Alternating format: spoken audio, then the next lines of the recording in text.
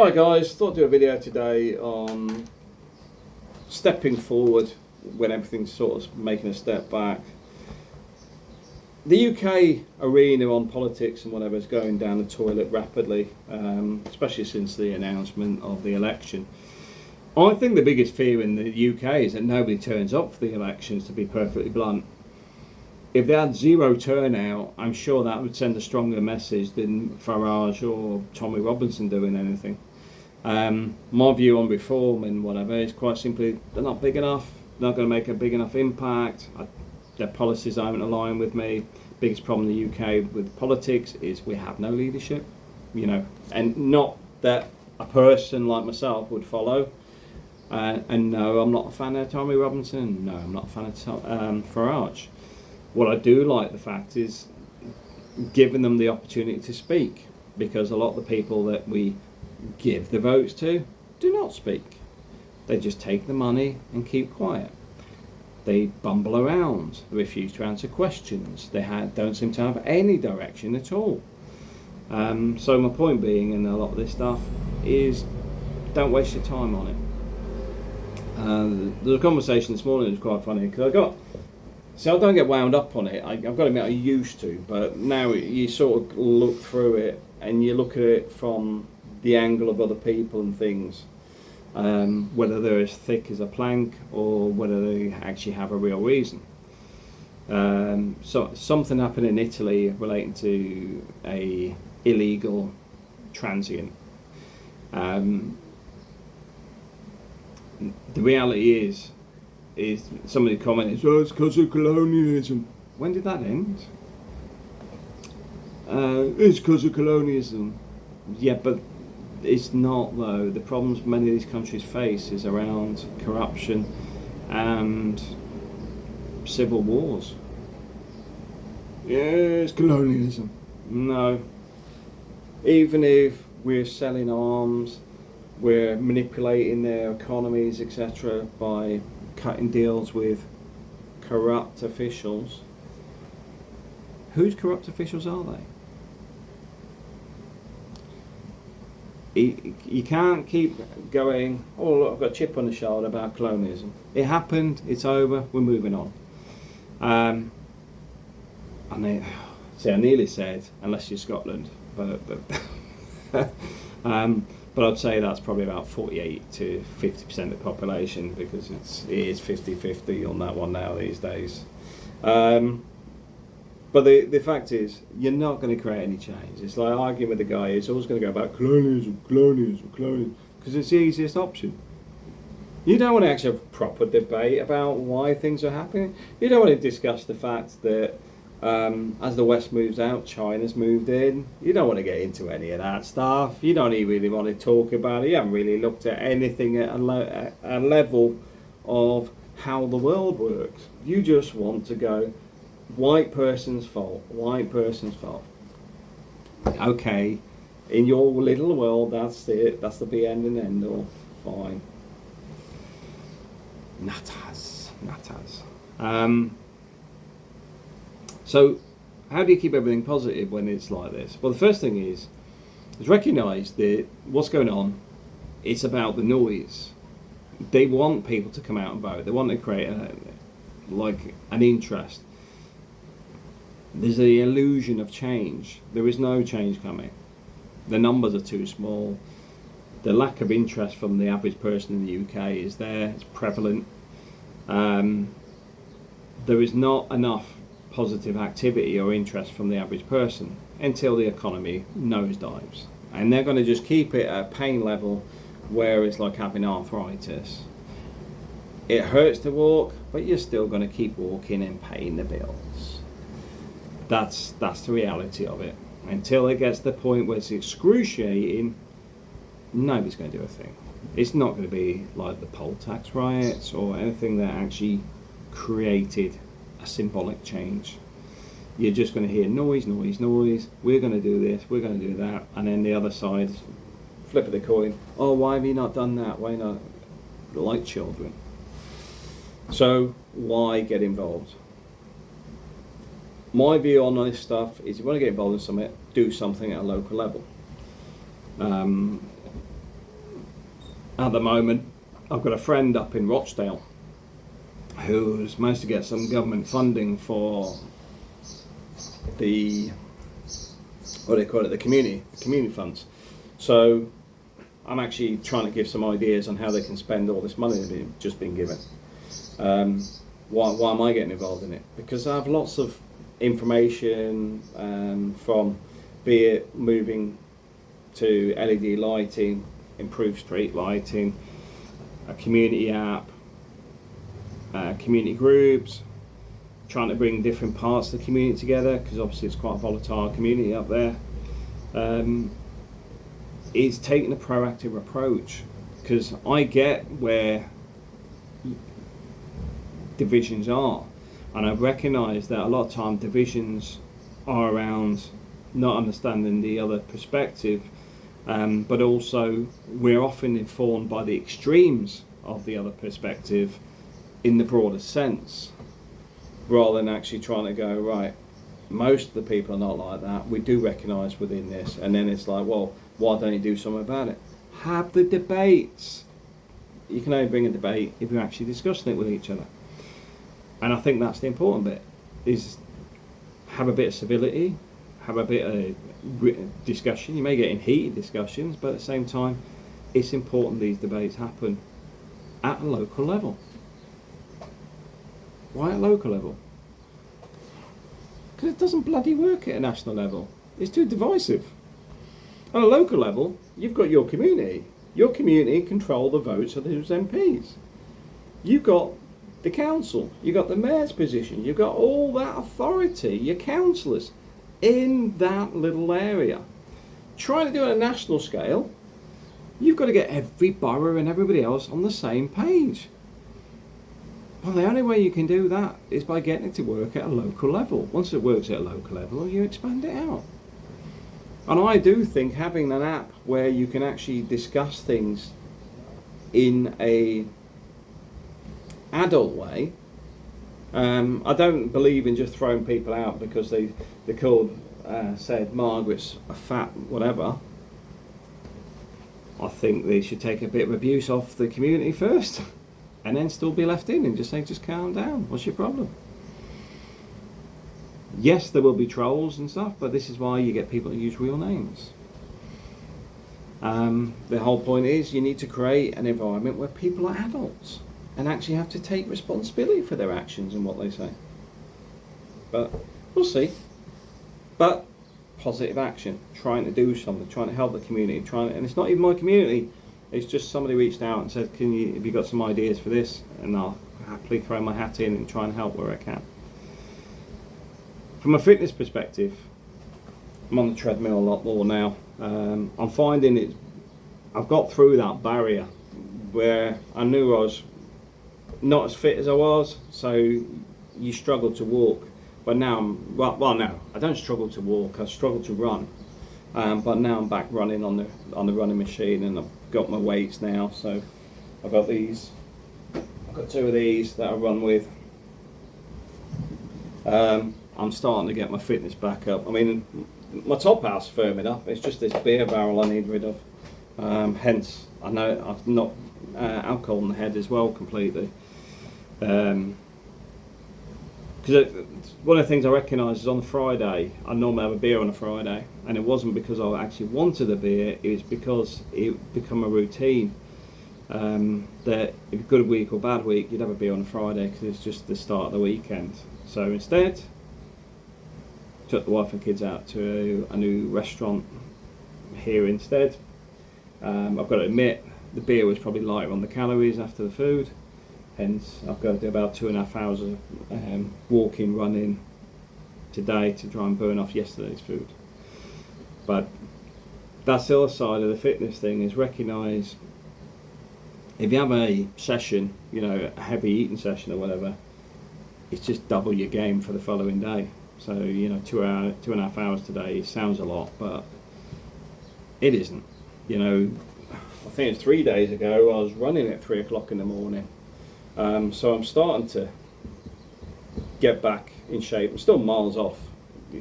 I'll be honest with you, I'm miles off, but definitely. I mean, my structure on the top, you probably noticed, looks quite structured now. I do lift weights every day as well, so although I'm not sort of bulking up, because April does not want me bulking up, I am feeling a lot tighter and, you know, a bit more control on there, you know, happier, fitter, and I'm getting more energy back. So, you know, I am moving forward on my fitness. I am moving forward on the wealth side as well, because I recognise the business I'm in will just pay me crap wages ongoing. The pay rise this year was 2%, which is mediocre.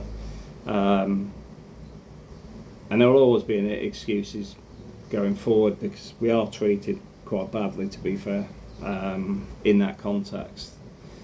I mean, we are specialists in what we do and whatever, but it's just the attitude of the business, to be fair, in this parent company. I don't see that changing. I think it's embedded in them.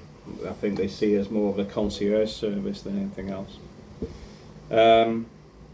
But as long as you recognise it, you can either get wound up, annoyed or frustrated, but do something about it. So started developing Asset Surveyor Co UK, started developing 7blocks.com, starting to get the asset surveying piece developed as well. Well, what's the difference? There's multitudes of things going on, but part of the asset surveying piece is the barcode labels, some of the software on the back end. I'm working on that stuff, which I'm slowly getting time back. I finished the IOSH course. Well, hang on, let me stop. So the wealth development piece is, ideally, I want to generate about an extra, let's call it £40,000 a month would be great, a year, income.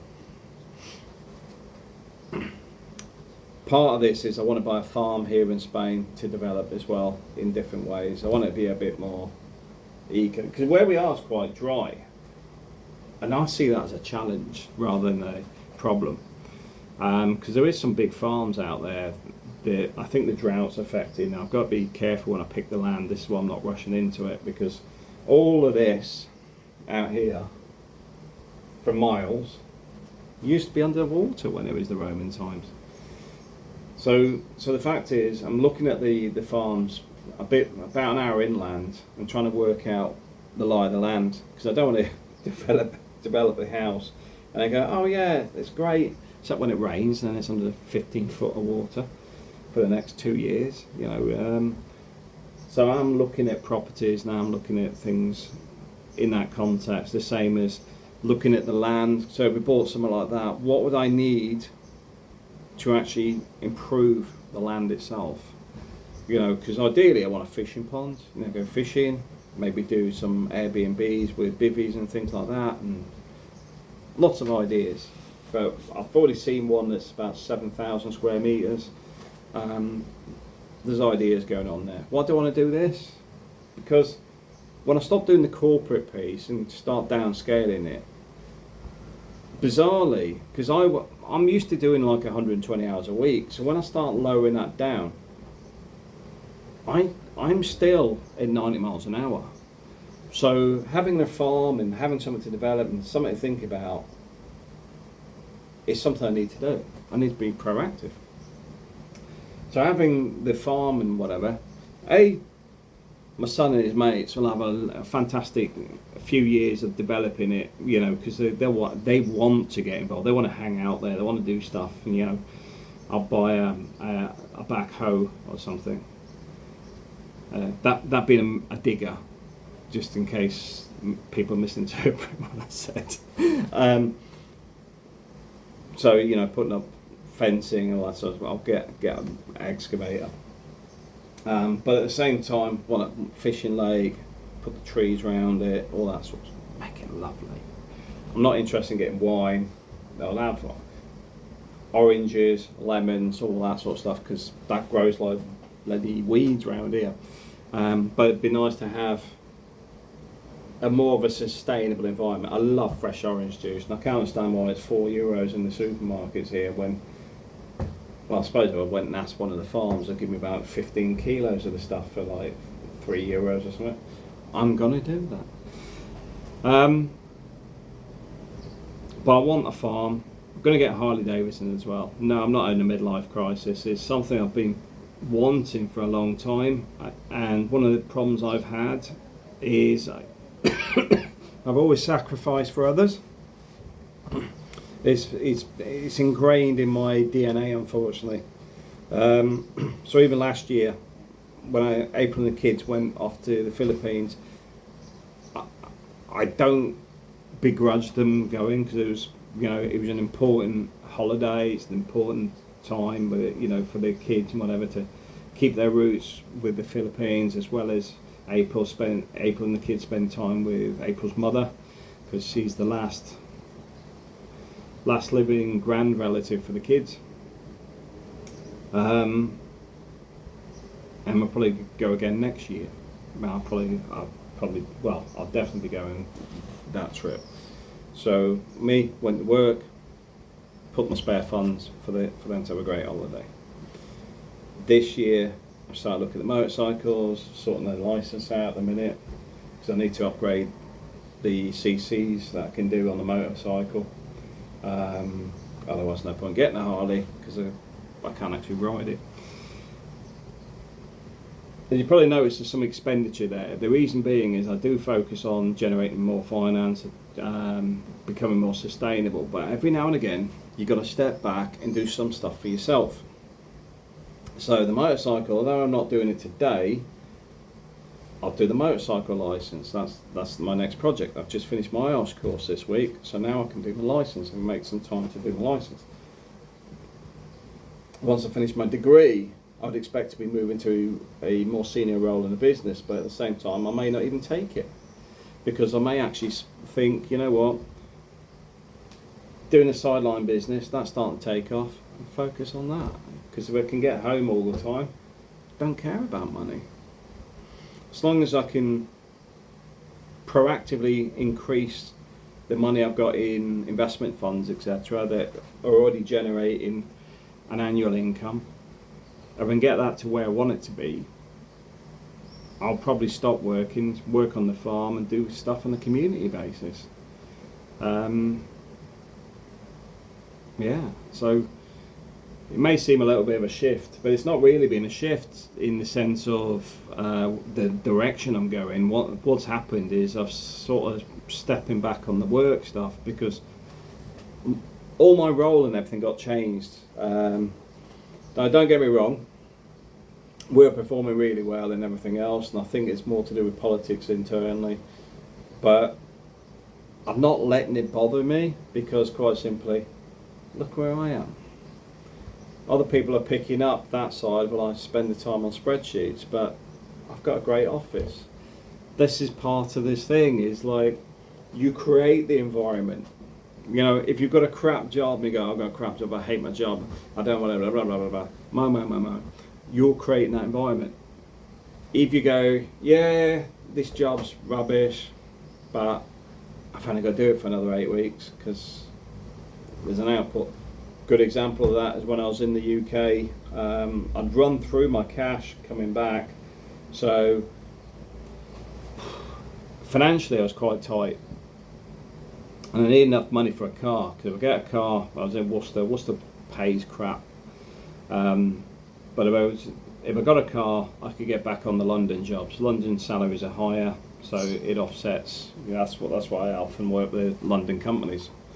So for, I think it was it might have been 6 weeks, I was jet washing Eurofighter parts with pink detergent. So they come in on a conveyor, you jet wash it, this pink stuff's in my eyes, it's in the skin, it's horrible stuff.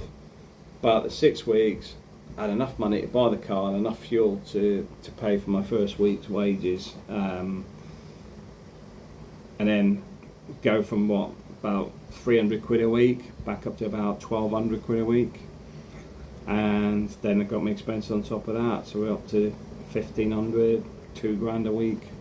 And then that was it, back into the realms.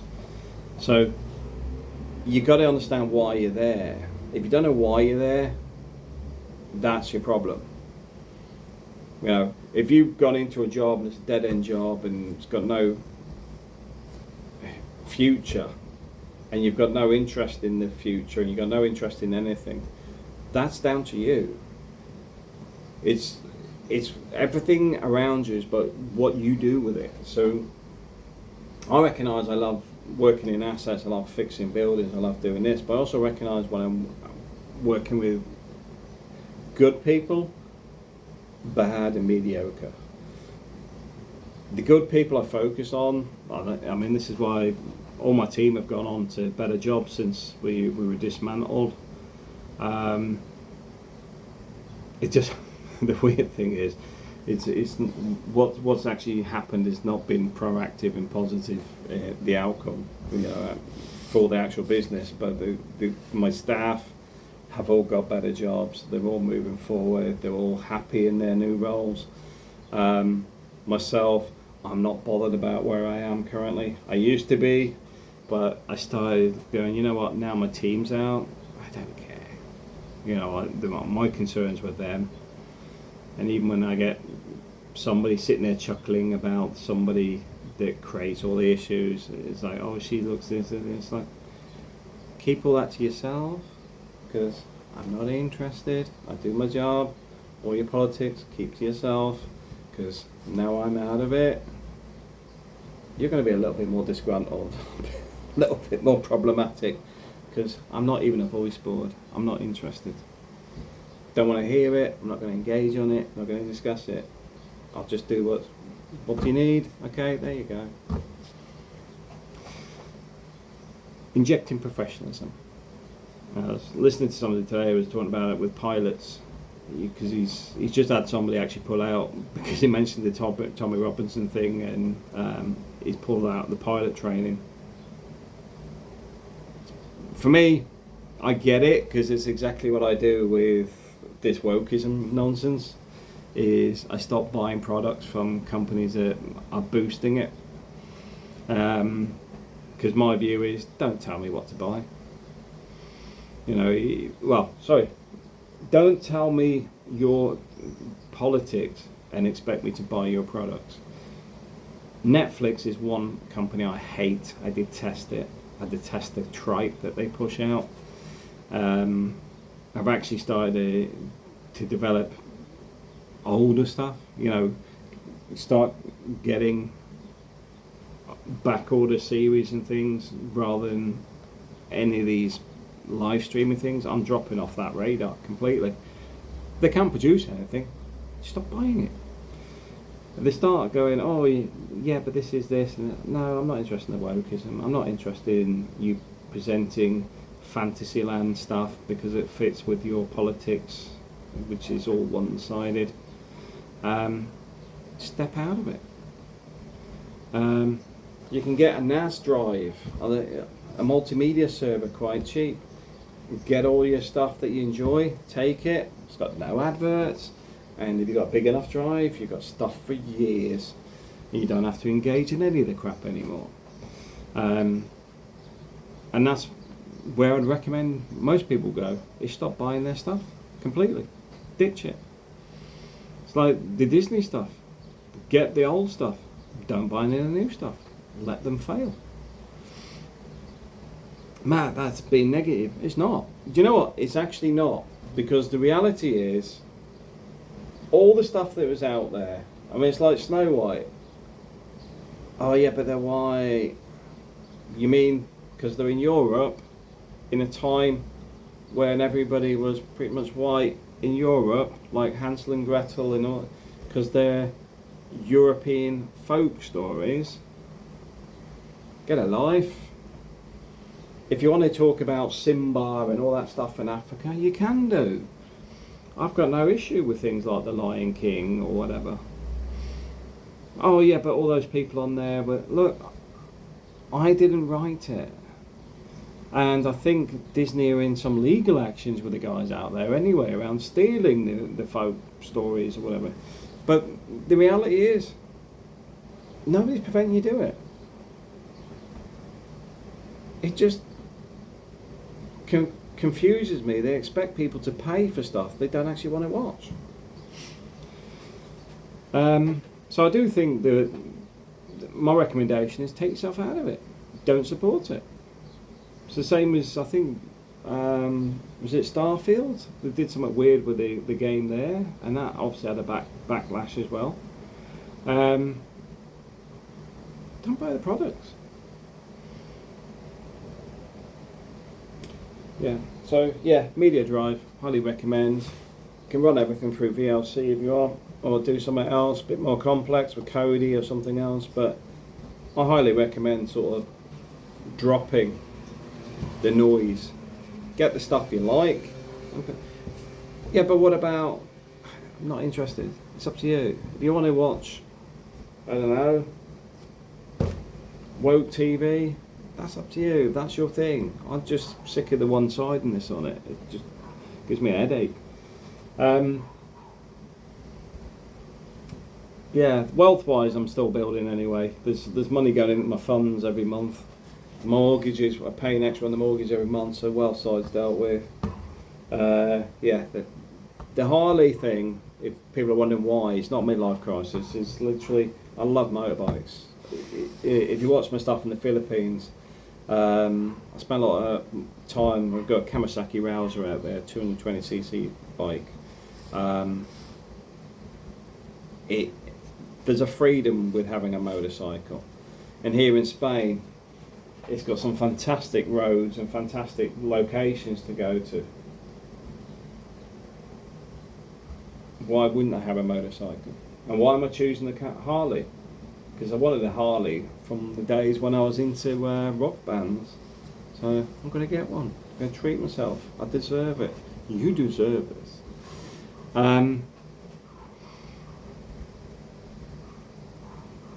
You've got to understand, we work too hard.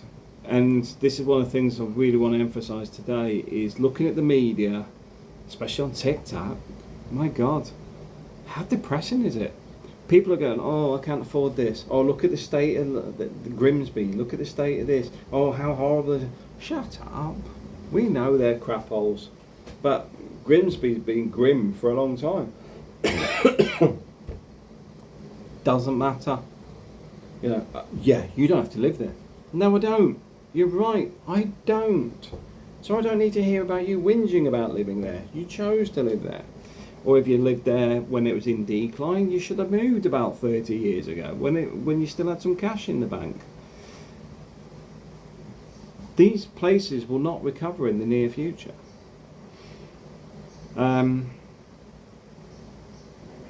may recover in the long term with overpopulation, but that's about it. But the thing is, you're seeing a lot of stuff trying to drive you down. Now, don't get me wrong, there is a good reason to listen to some of it, because it may be of interest. You know, the stuff that's been going on with the grooming gang stuff with Tommy Robinson. Like I said, I don't like Tommy Robinson, but the fact that he's highlighted it, I'd even contribute cash to help bring some of these people to jail.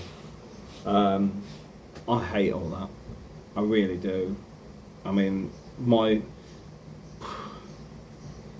yeah, can I say it? My views are a bit more aligned with dealing with this type of things in a medieval fashion. I hate anything to do with child abuse or anything like that. I'd have no qualms in doing some very bad stuff to very bad people. And I'd quite happily support any laws that went that way. That's the reality of it. I know I'm not interested in they had a tough upbringing or whatever. Anybody brings harm to another deserves the wrath of God or whatever. Law, real law, in my opinion. Doesn't mean going above and beyond the law. It means that the law needs to strengthen its position and actually deal with these problems, because from what I see, it's not fixing them. And it's not just to do with the bloody Muslims.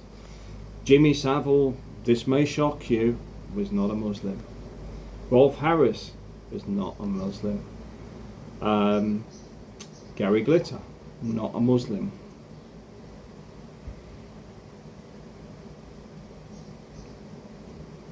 These parts of society need dealing with, but we're keeping it positive today. But like I said, if somebody actually wants to proactively do something about it in the sense and want some funds, I'll support the funding. But I'm not getting dragged down to fighting and arguing about it, because quite simply, it's the laws that need dealt with, the way that people are pampered to or let away with crimes that are just wrong on every level. There is no excuse.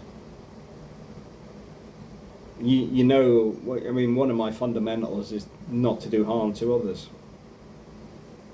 I mean, mine is very clear, is do not do harm unto others unless they do harm unto you. And if they do harm unto you, then I'm more, well, you caused it yourself. What happens to you after that is, yeah. Let's move back to positive stuff. Yeah, so from a financial point of view, we're moving forward. From a health point of view, we're moving forward. It is slow, no lie. But like I said, even my weight is a bit weird, because I'm feeling healthier, so my muscle content must be going up. And I can run now, and I can do, you know, but my weight is sort of like that. It's very hard to sort of get it to go down, because I think I'm getting some of the conversions, but I'm not. I'm quite broad and short. Yeah, short in the. But see, I'm in Spain, so I'm quite tall in Spain. But I'm quite a broad individual. So, you know, when people say, "Oh, you should be this," and I'm like, I can't be that way. It's impossible. Because I'm sure it thinks that the average person's the same shape as a bloody a stick or something, because physically my body's not that shape as such. Even when I was going to the gym for 3 hours a day, including running, I could run for 2 or 3 hours at a time, and you go, "Oh yeah, you're obese." You're like, I'm not. There's no fat at all. But it's still go, "Oh yeah, you're overweight." And you're like, "I'm not." Yeah, in the gym 7 days a week for 3 hours a day, and it's going, "Yeah, you're still unfit," and whatever. It's like the fittest I've ever been. But the important thing is, guys, you need to just focus on yourselves. All the stuff around you will continue. There was always problems. I mean, you go back, we had plastic bags to save the trees. Then we've got the problem with the palm oil issues and deforestation. Then you go back to the deforestation for hamburgers and stuff in South America to create farming land. Then you go back. You know, there's always a problem. Governments make money off problems. They don't make money off solutions. It's a bit like all the stuff that's going to Ukraine. You don't think that you need to now replace that. So if you give away, I don't know, 50 tanks of an old model, you don't think that's just created a little check for 50 of the latest model we haven't even developed yet. So we've got the development costs plus the tank replacements. That's how the world works. And there's no point griping about it, worrying about it, because we don't control it. We only control our aspects. We control what we have, our mindset, what's around us, where we are. And when things are down, don't expect them to stay down.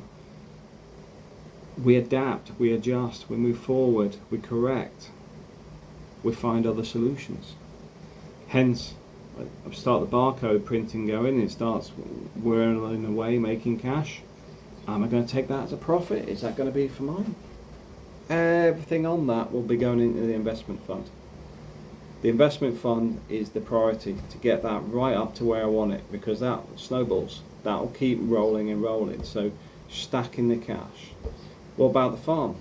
Got to find the location. I'm going to spend probably 6 months getting the right location, because I might see when we get some heavy rains, go and have a look at the land at that point, because you think the real estate agent's going to tell me the truth.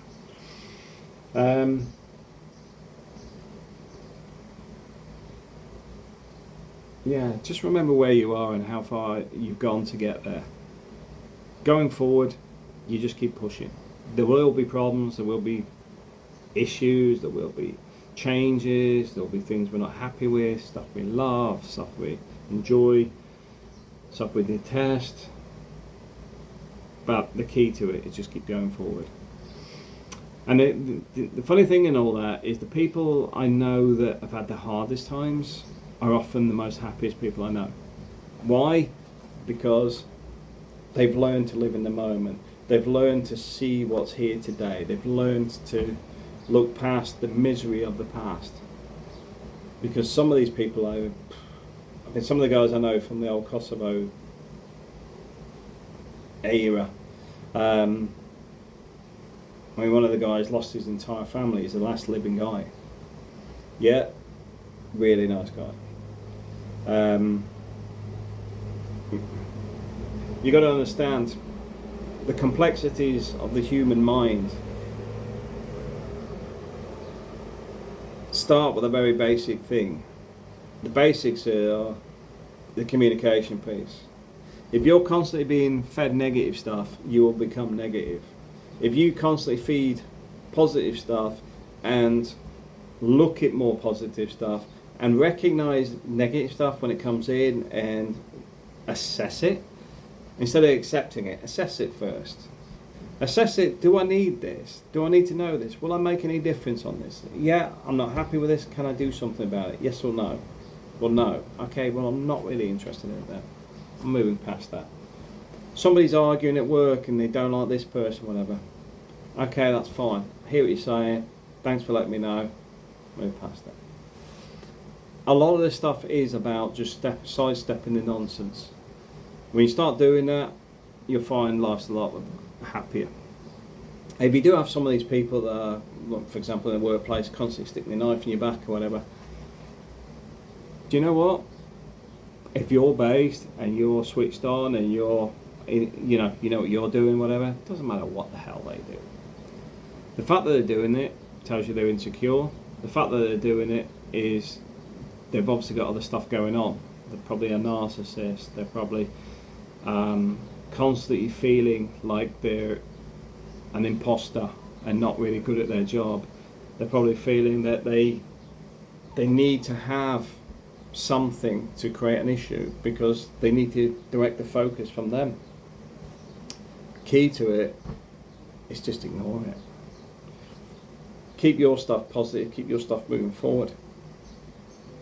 Keep developing yourself and moving away from it, because they're going to keep festering and wallowing in their own crap while you can move forward. Because even if that person continues it, if you get pushed out of the business because of it, don't worry about it.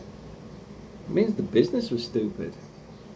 Because that person, if they promote them or whatever, they'll become a bigger problem over time.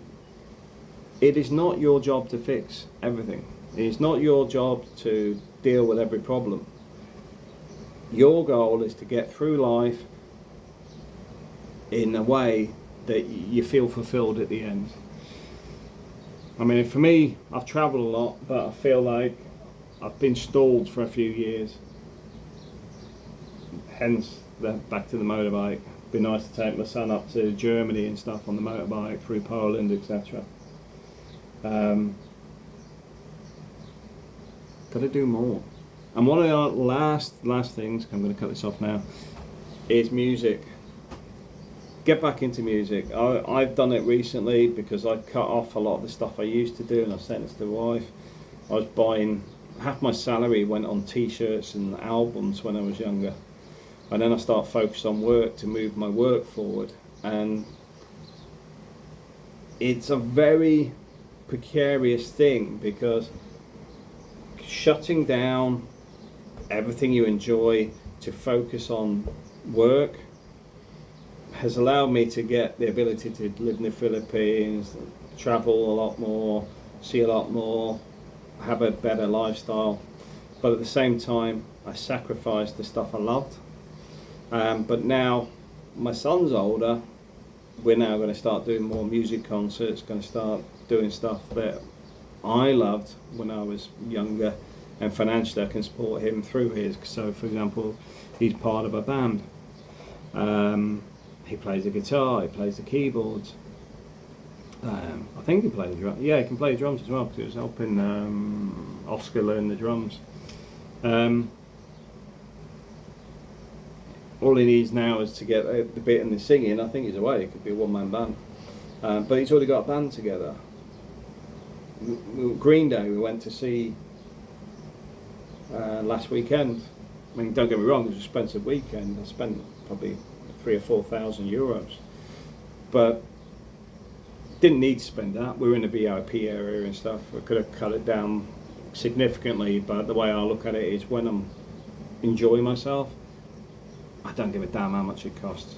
It's about the time, the location, the people I'm with, etc.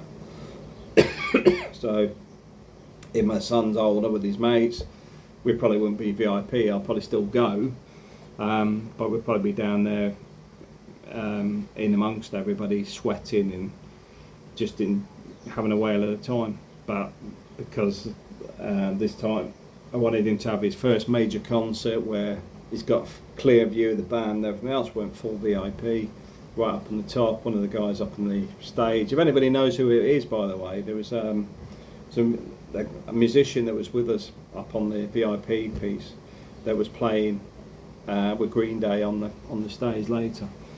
Because this said my son, I says, I'm sure he's got to be in a band, just by the way he was dressed, and he had access all areas pass. But memories are an important thing.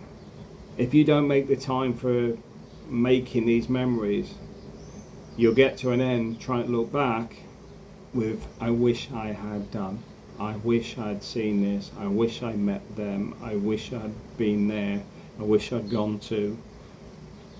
Make time for yourself, make time for the people that matter to you, make time for your future. Because it's alright to be everything in the present, worrying about the bills, worrying about this, worrying about, but the bills will still be there tomorrow. Your problems will still be there tomorrow. It's how you deal with this stuff. You can fill the well. Well, hang on, I ain't got a glass. You could fill your glass with negativity, or you can fill it full of the positive aspects. Because your thing is, if you focus on the positive, the negative stuff will be like that. You go, right, can't afford the bills. End of. Stressing about it, has it made you any easier for you? No. Being positive about it, so I can't afford the bills, but I'm going to go out and get completely wasted with her. Well, that's not a good move. But maybe going, you know what? Pretty good at, I don't know, cricket. Maybe I'll charge for lessons or do something. Try and find your way out of it. But so even that, you're thinking, I'm going to have to work the weekends doing tutoring or whatever you have to do. But instead of worrying about the bills, you're focused and actually gone, right, I'm going to do something about this. I'm going to sort it out. The world's problems will always be there. They don't need to be yours. The smaller problems you can deal with, but it's how to deal with them. There's no point yelling at me going, I can't afford my bills, I can't afford. Look, you need to sort it out. It's not for me to sort it out. There's no point in griping at me. I didn't buy whatever it is you bought or done or whatever's happened. You need to fix it. Sorry, it's your problems. Sorry, but not sorry. Because it's a be a man statement, which is basically you just need to sort it out. End of. I mean, one of the things I noticed with my own father is he waited 4 years. You got 4 years at retirement to actually enjoy life. Prior to that, he worked like a nutter. He was always unhappy, swore a lot, even throw his phone across the room, arguing with the people he worked with, etc., etc. It was very. I mean. This is, because funny enough, I was out with Richard, I think it was last week, And he mentioned how laid back me and April are. The reason I'm laid back is because I've seen the other side of the coin. Because I can be angry, I can be annoyed, I can be frustrated, but what's the point? My dad could have changed his job in a heartbeat, because what he did was very specialised, and there's bloody loads of companies out there far better, but he just stuck it out because he was ex-military. His focus was just to get on with it. He didn't focus on any happiness on himself. It was when he retired he started to change. It was quite funny when he looked back, because I think there was a eureka moment when he realised that I didn't ask him for nothing. You know, because he had others in his, my siblings in his pocket. And there's a certain sibling, I'm not saying which one by name, but I wouldn't say it was male. But she was often very reliant on my father. Myself, I run out of petrol, cars break down, my dad used to come along, moan, tow me back, moan all the way back, etc. When I was skint. Years later, I'm not skint.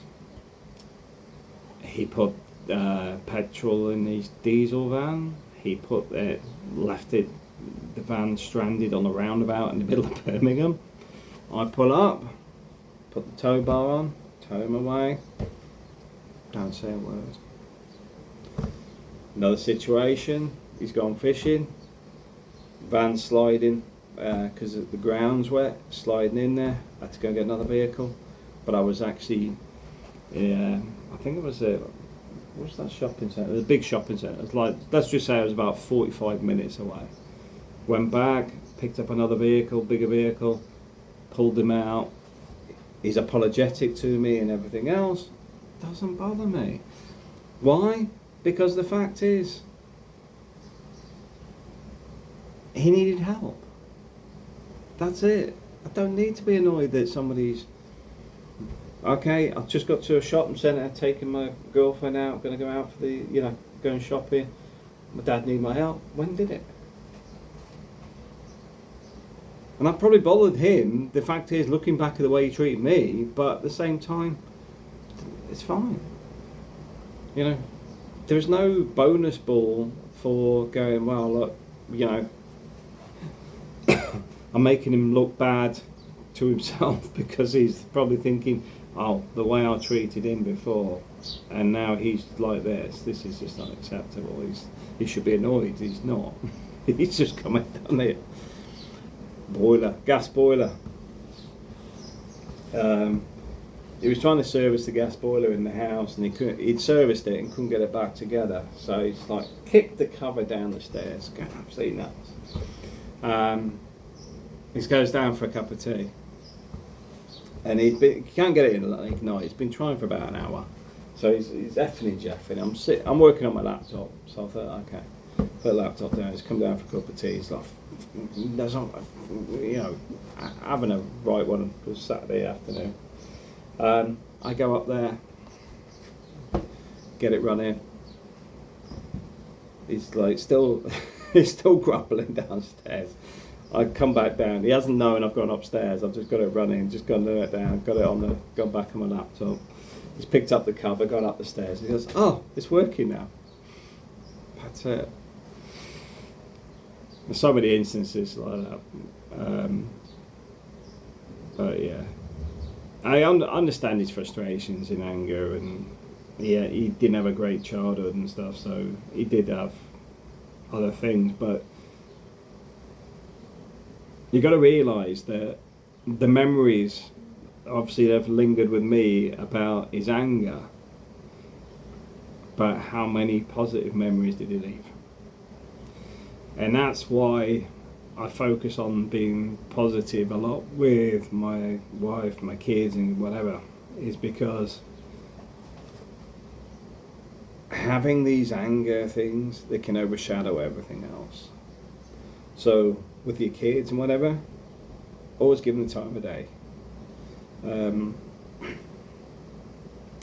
With people that need help, just help them. You don't have to be, oh, for God's sake, I have to go. Neighbour's car won't start again. I have to go get jump lead. I'm just going to sit and do. Stop moaning. Just going to help them out. Be a good person for an hour. There's a lot to be said with helping others. Just take the griping out of it. Just stop moaning. Because you'll find if you take that out of it, it's a much more positive thing. You just go, alright Jeff, yeah, okay, no worries mate, don't you worry. I've also got a spare battery in the garage as well. If you want to borrow that until you know, payday or whatever, you can do. Yeah. You go, oh, what if he steals your battery? Well, if he stole the battery, you ain't going to get the jump leads next Saturday evening. Let's face it. That's the way I'm looking. I'll try and spin it back to a positive and go, you ain't going to ask me again. I'm on a win-win. I'll lose a battery for 45 quid, fine. But he ain't going to be able to come to me for anything else in the future because he's going to go, oh, have you got my battery? He ain't going to come to the door. So, being good to people has a very good output. You know, there's nothing wrong with being good to people, and I actually like being nice to people.